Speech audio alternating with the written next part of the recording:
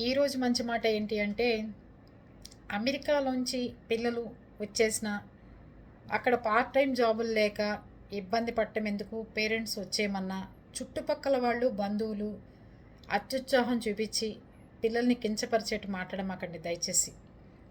ఎదుటివాడికి సహాయం చేయకపోయినా వాళ్ళని ఇబ్బందికి గురి చేసే పనులు చేయమాకండి.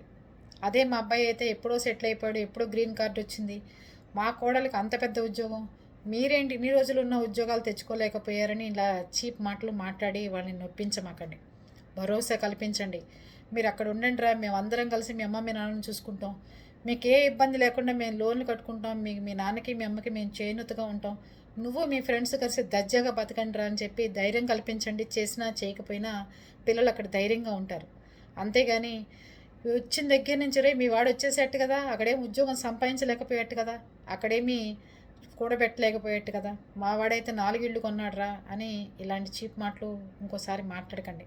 ఎందుకంటే నేను కూడా మా ఫ్రెండ్స్ వాళ్ళ పిల్లలు రాకముందే వాళ్ళు ఫోన్లు చేసి అడుగుతున్నారట, మీ అబ్బాయికి అక్కడ ఉద్యోగం వచ్చిందా, వచ్చేస్తున్నట్టు కదా, ఏంటి పరిస్థితి, మరి ఈ లోన్ ఎలా కడతావు, ఈ అప్పు ఎలా కడతావు, ఎలా కడతావు, ఎలా బాధపడతావు అని అడుగుతున్నారే కానీ నువ్వు ధైర్యంగా ఉండు అన్నీ సర్దుకుంటాయని ఎవరూ మాట్లాడట్లేదు. కనుక అందరూ కొంచెం సర్దుకుని ప్రశాంతంగా ఉంటే మంచిది.